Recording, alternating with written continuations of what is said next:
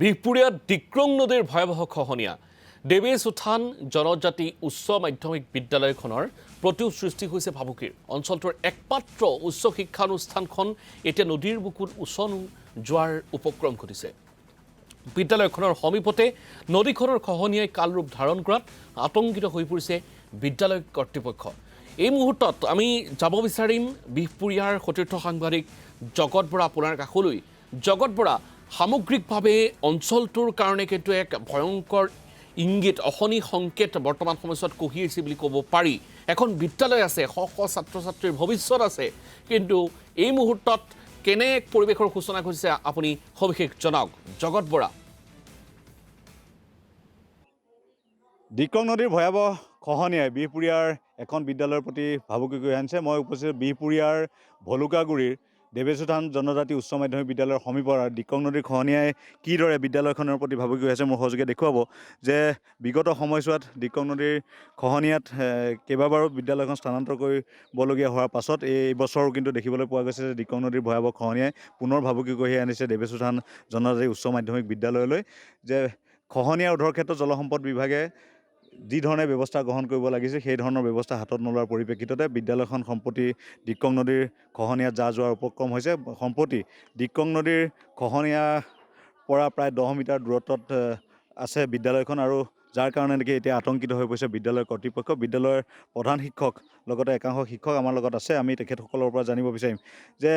বিগত বহু বছৰৰ পৰা আপোনালোকৰ বিদ্যালয়খন ডিক্ৰঙৰ খহনীয়াৰ কবলত পৰি নিশ্চিন্ন হৈ আহিছে ইতিমধ্যে প্ৰায় 4বাৰ স্থানান্তৰ কৰিবলগীয়া হৈছে হয় 2004 চনত আমাৰ দেৱেশ উত্থান জনজাতি উচ্চ মাধ্যমিক বিদ্যালয়খন 200 ফুট দীঘল এটা বিল্ডিং আছিল আৰু গাৰ্লছ হোষ্টেল এক্সট্ৰা আছিলে তাৰপিছত 18 বিঘা মাটি আছিলে যিটো মাটি ডিক্ৰং নদী যেতিয়াই মানে নেপকো কাৰ্যক্ষম হ'ল তেতিয়াৰ পৰাই দেৱেশ উত্থান জনজাতি হাইস্কুললৈ ভাবুকি আহিলে আৰু তেতিয়াৰ পৰা আমি এই যিটো জেগাত আছে 4 নম্বৰ বাৰ আমি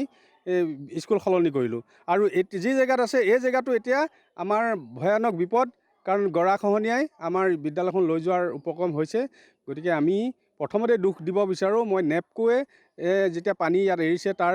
উপকাষৰীয়া অঞ্চলত যিখিনি বিদ্যালয় বা বিভিন্ন অঞ্চল আছে সেইবিলাকৰ প্ৰটেকশ্যনৰ কথা তেওঁলোকে ভাবিব লাগিছিলে কিন্তু নভবাৰ কাৰণেই এই মিচিং অধ্যুষিত অঞ্চলত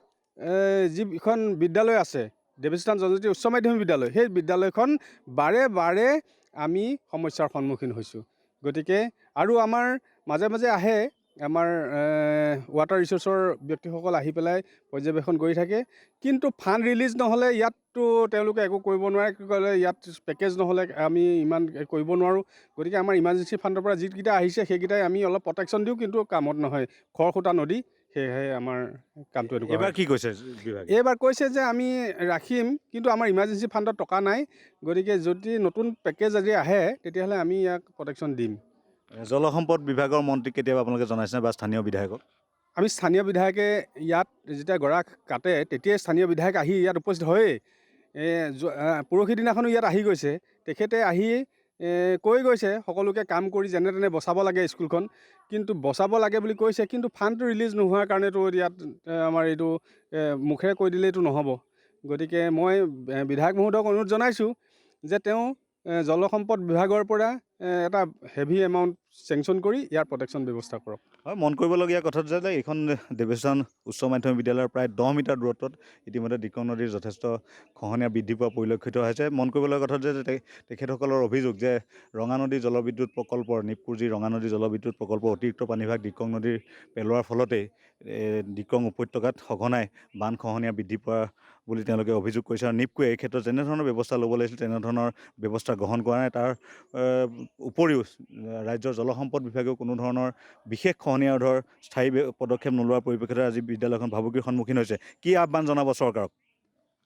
হয় মই এই দেৱেশ উত্থান জনজাতি উচ্চ মাধ্যমিক বিদ্যালয়খন যিকোনো প্ৰকাৰে সুৰক্ষিত যাতে হ'ব পাৰে তাৰ কাৰণে মই চৰকাৰক জলসম্পদ বিভাগক আহ্বান জনাওঁ যে যিকোনো প্ৰকাৰে আমাৰ এই নৈ কাষৰীয়া অঞ্চলত যিখন বিদ্যালয় এইখনক যাতে ৰক্ষা দিবলৈ কিবা বিকল্প ব্যৱস্থা সন্ধান কৰে তাৰে মই চৰকাৰক আহ্বান জনাওঁ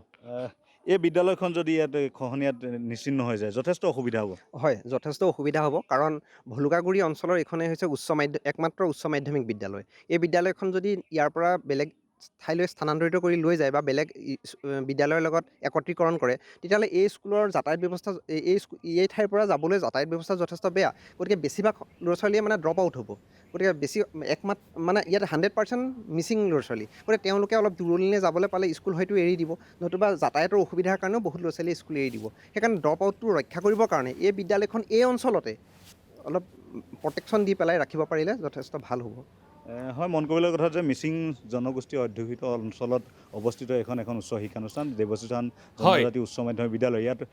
প্ৰথম শ্ৰেণীৰ পৰা দশম শ্ৰেণীলৈকে যিহেতু ছাত্ৰ ছাত্ৰীসকলক শিক্ষাদান কৰা হয়, তেনে ক্ষেত্ৰত হয়, জগত বৰা, এই মুহূৰ্তত আপোনাক ধন্যবাদ জনাইছোঁ। এয়া হৈছে স্থানীয় ৰাইজৰ মন্তব্য, কেনেধৰণে নিজে সজা বিদ্যালয়খন শেষ হৈ যোৱাটো চাব, তাক লৈ যথেষ্ট আচলতে অসুবিধা, সেয়া কোনেও চাব নিবিচাৰে। গতিকে তাৰ প্ৰেক্ষাপটত তেনে এক পৰিৱেশত চৰকাৰক আহ্বান জনাইছে যে এটা পুঁজি মুকলি কৰি সোনকালে সেই খহনীয়া যাতে ৰোধ কৰিব পাৰে তাৰ কাৰণে ব্যৱস্থা গ্ৰহণ কৰিবৰ কাৰণে ইতিমধ্যে অনুৰোধ জনাইছে সংশ্লিষ্ট কৰ্তৃপক্ষক।